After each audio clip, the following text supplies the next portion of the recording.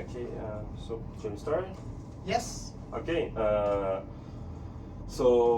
thank you for agreeing to doing that. It's from great help. And the first question that I have for you is just for basically information, which is if you could tell us your full name, and the date of birth, and also place of birth. Yes. So my full name is Nathaniel Fontaine. I go by Nata or Nada because it's my short name, and I think it's easier for most people to say it that way. So at this point, everybody knows me on campus and in the community as Nada. That's what they call me. So that's my full name. My role here at Goshen, I'm one of the campus counselors. So that's what I do at Goshen College. In my place of birth, that's what you did. Then that I was born and raised in Buenos Aires, Argentina. Nice, very nice. And also, what is your date of birth? My date of birth is February 28th, 1988. Gotcha. My next question was if you always lived in the Goshen area, but you kind of already responded that, so that's great. And so the following question was, if you haven't always lived here in Goshen area, what are the difference between these both or more places? If Buenos Aires, Argentina, and Goshen, also another place that you have lived in, is there any difference of experience, culture that you have noticed? Yes. So I could talk a lot about that. There are many differences, but something that I think is very noticeable is the, how we live life on a daily basis and how we use our time. Um, Back in Buenos Aires, Argentina, for instance, school and businesses start pretty much at the same time than here, um, around 8 o'clock in the morning.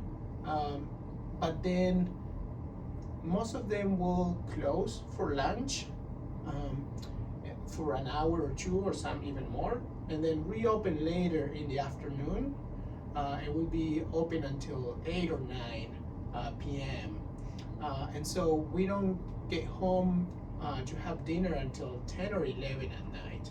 So that's pretty different than here. Um, in our culture, we dinner is our main. I would say it's our main meal of the day. So it's kind of quite the opposite to the culture here. At least in Goshen, it might be different in bigger cities or other areas in the U.S. But here in Goshen, I've been here for 12 years, and most people have dinner somewhere between 5 and 7 p.m. On average. And dinner doesn't seem to be their main meal of the day. So that has implications for also for other things, like if you want to go to a restaurant. Here you have to make reservations early, because by 10 p.m. it's probably chances are going to be closed. And the opposite goes for where I grew up. They are not going to be open at 6 or 7 p.m. Yeah. Yes. So yeah, plenty of I find that one of the biggest differences in schedules. So it's more of a night culture where I grew up, whereas here it's more of a morning culture or day culture. So there are many other differences. I don't know which one I should pick other than that one. Yeah, I don't know. Do you have any other specific questions about those differences? Yes. What was the first time that this difference of culture impacted you? So what was your reaction when you first came here, coming from Buenos Aires? Or how did you adapt to that? Yeah, and so I can think of some other examples now that I thank you for that question, because that made me think a little bit more. And as the years go by and you assimilate more of the culture here, you start forgetting about those differences. And so it's helpful when you travel back home and then you kind of remember, oh yeah, things here are different in this other ways too. Just I've been here for over 10 years already, so I kind of, those differences, sometimes I forget about them because I have assimilated so much to the how life is lived here. But yeah, I remember one of the first things that I noticed, it's again going out to a restaurant, how the waitresses treat you. It's very different than in Buenos Aires, Argentina, or in Argentina in general, where waitresses are way more cold. It's here in the U.S. you're treated like pretty much like you're a king. You're a customer, and customer service here in the U.S. is remarkable for me in my experience. I don't know if some of that has to do with that they rely here on tips, and in Argentina they don't rely on tips. So that might have an impact on treatment, but that's remarkable here. Also, there's some cultural differences that I noticed. The general affect or the presentation of people in the US, they are friendly from the beginning. People smile at you, they say hi. But then there's it ends up right there. So there's that superficial friendliness all the time, but then it's a little bit more difficult to go beyond that superficial friendliness and get into a more deeper connection with people, and deeper friendships. And I found that in my culture it's the opposite, kind of. It's hard to get in first. People are not very, might not be smiling and being very friendly. It might be sometimes the opposite and not smile at all and being cold, and then, but once you overcome that first not so friendly barrier, people are way more open to have deeper connections, more personal relationships. So I found that like the cultures function very differently in those regards. A lot of those things, it's about perception also, my experience, how I perceive those things. So there's a lot of things that are very subtle. So, it's just my perception. Well, yeah, those are great insights. Thanks for sharing. Yeah. Okay. So now I would like to move on to your professional career. I have some questions about it. And the first question is, when did you decide to become a therapist? Yes, I decided to become a therapist about probably 8 years ago. When I came with a college degree in theology, and that allowed me to work in the mental health field, in our local mental health center. And that opened up more curiosity for me to expand my knowledge, get more training, and eventually go back to college and get my master's degree, which that would allow me to do therapy work with clients. But I did work with clients as a social worker for several years before I became a therapist. In all those years working with clients, I found myself as a social worker. I was often doing therapy with clients, even though that was not my role, my official role. That's the kind of work that I encounter myself doing often with families and individuals. But I understood that I needed to get more training and more education if that's something that I wanted to do. And so I decided, yes, that this is something that I'm really interested. It's sort of my vocation, so I went back to school and got my degree and became a therapist. Really nice. That's really nice. Yeah. Also, Did you have a specific reason or a specific moment where you decided to be a therapist? Did you have any experience that motivated you to do that? Yes, working with families. Like I mentioned, a lot of my work as a social worker included going to the homes of families and helping them problem solving different situations, family issues, communication issues, all sort of interpersonal problems that families have. Um, and so being in that role as a mediator or a facilitator with the families pointed me more and more to the direction of okay, that's what therapists do. Specifically, family therapists, it's the ones who work specifically with family systems. And so, well, I'm not a licensed family therapist. I am a therapist, and I've got the basic skills and tools and knowledge to do my job. Got it. And you mentioned the family therapist, right, as a experience that made you become a therapist. Uh, but you're now here working at Goshen College, mostly working with students. And I would like to know, what is your biggest challenge as being a school therapist? Yes, so I would say time constraint is the biggest barrier working with the student population. Students are extremely busy. The services that we provide are also limited in time. We don't provide long-term treatment care. If someone needs longer-term treatment care, we have to refer that person out somewhere else. And so my role here is mostly screening and helping students with more not so intense needs and or mental illnesses. For that, we are forced to refer the person out. So I would say time constraint is one of the biggest barriers. There's also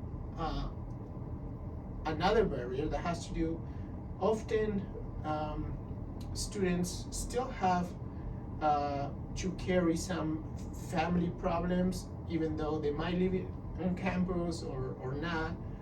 They have some issues within their families, and that sometimes it's a barrier because we're not able to communicate with their family. Sometimes because of a physical barrier, and the families might be living in a different state or in a different community, or they might not want to address that with the family at all. And so that can also become a barrier sometimes to resolve those problems. Yes, absolutely. Nice.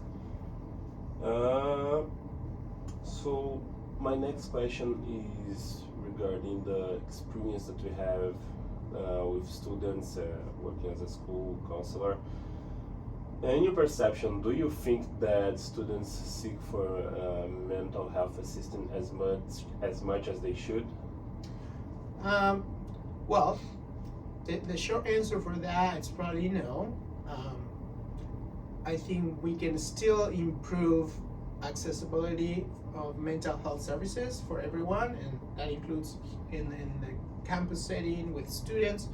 Now, we are making improvements as a society and making mental health less stigmatized, more accessible, making people more open, but we still have a long way to go.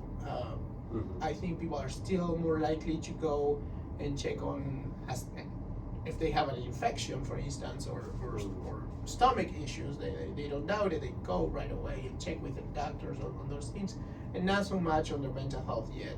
It takes a little longer, takes more pain and suffering until they finally, or something has to go wrong for they finally to, okay, I need help. And so I wish we would get to a point where people are more preventive with their approach in their mental health, where they are having their annual checkups on their mental health, just like we do with our physical health. So we still have a little bit more to go Um, but it's getting better, and something that I really appreciate about the college population is that it's a generation that's more open, more willing to talk about different things.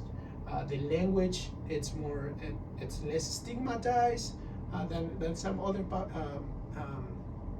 generations. So that's encouraging for me as a provider, that there is more openness than when versus in my role outside campus working with all sorts of populations and generations. So that's something that I enjoy here, definitely. Nice, really nice. And that kind of ties up with my following question, which is, does the counseling department of Goshen College has built any strategies to get more students looking for mental health assistance whenever they need it? Yes, we have been taking different strategies. We have been doing workshops, signs, making it more visual, sending more emails and reminders that we are still here, and you don't have to be ill to come and talk to a counselor. So yes, mostly it has been through education, through training and workshops, but also making our department more seen, with different signs and visualizations, reminders through email and media within the campus. The campus paper has collaborated with us and has been highlighting the counselors here. So we are being intentional about making it more accessible. Again, that I don't think we are done. I think there's more work to do, and probably we can make some improvements. But we are aware that we need to be seen and being accessible. In our field, sometimes we tend to stay within our four walls and expect people to come to us. It's pretty much like the medical field. And so changing maybe perhaps that culture, and that people don't have to come to us always, and we can maybe meet them halfway or going to them too. What that would look like on campus, I'm not sure yet, but that's something to think about, and get perhaps some feedback from students about what they think about that. How can we reach out to them? Because sometimes when you are struggling, it's hard to reach for help. Sometimes you need someone to lift you up at some point, and so what that would look like with students on campus, it's something definitely to think about, and feedback from students would be very helpful in that regard. Got it. Perfect. Also, those are pretty interesting strategies, and but still, in the last few decades, this mental health issue has been increasing among population in general, but especially in school and also with student athletes. And I wanted to know if you have a reason for that, why you think that issue is increasing lately, if that's something that you noticed here at Goshen College as well, and if you have a specific reason for that. Yeah, so I'm not aware of any research information that kind of gives us a direction on the underlying issues of that specific population, student athletes. So we do have one of our counselors, Jennifer, who works specifically with that population, and I feel like she would be better equipped to answer that question with.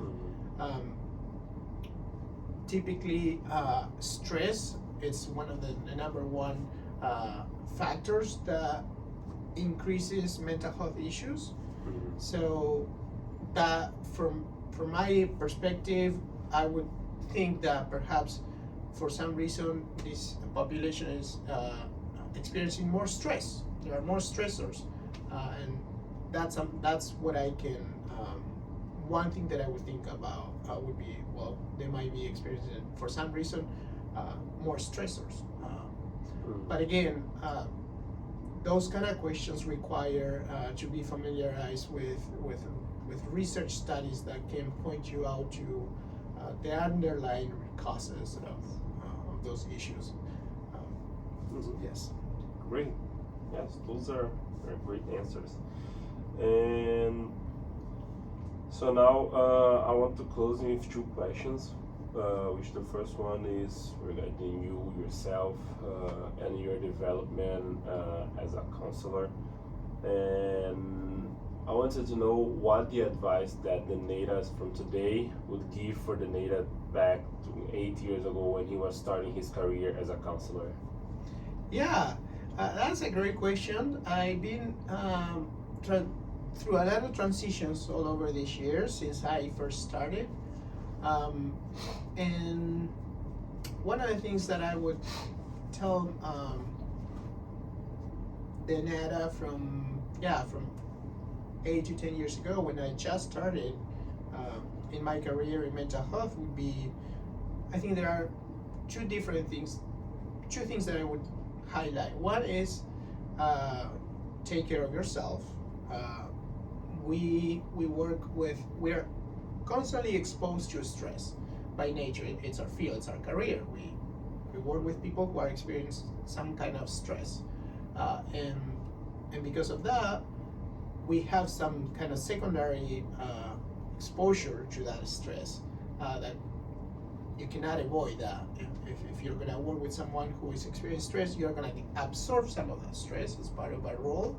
And if we don't take care of ourselves, that can build up, and that can definitely also affect our own mental health. So it's very important that we practice self-care on a regular basis, because this is something that we are exposed to constantly, every day, that we are practicing our role. So self-care, it's something that I would tell myself from 8 years ago. Emphasize the self-care. It took me a long time to give that the importance that it really deserves. It's been a journey for me to really realize that and make changes. Sometimes we know things, we understand, but we don't make the changes that we have to. And that happens to everyone, even as therapists.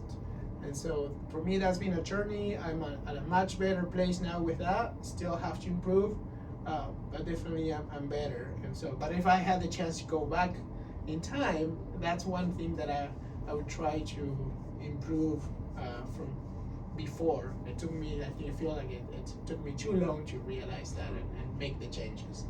On the other hand, I would assure myself that this is what I like. I had a lot of doubts since I was when I was starting. It's social work. It's this field, working with people. What you really want? Should you focus for some time? I thought I considered some other options, and so assurance is something that now I really have, especially when it comes to working with students. It's something that, yes, this is my thing. This is what I love to do. I'm excited. Getting up on my bed every day, and when I have to come to campus, it's not a struggle, and that's the idea. Especially in my role, in my job, it should not be a struggle to get up and come here. I'm looking forward to my day here on campus and working with students. So that's definitely an assurance that I'm getting now, and that if I could have had that years ago, it would have been even better. But yes, that's great. Lastly, to wrap it up, I want you to give a message, send a message or any advice you want for students at Goshen College. If you also want to promote the counseling department, any kind of message that you have in mind. Yes, thanks for the opportunity. Like I said, I would be interested in hearing some feedback from students about how can I and my colleagues be more accessible for students. We are trying to reach out. We are trying to make ourselves available and more seen by everyone. But I understand that there's probably more things that we can do, and I really value feedback. Uh, I think it's very important that students participate in this conversation. They can help us improve our services. So on the one hand, I would appreciate if students have any kind of recommendations or suggestions about how we can be more accessible, whether that would look like moving our offices to a different location or offering also meetings somewhere else. Anything, anything would be appreciated in that regard.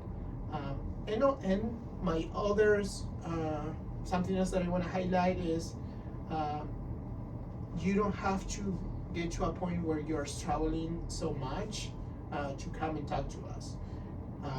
You don't have to come for a full hour session. I understand that being a student, it's difficult, you're busy, you have so many things to do.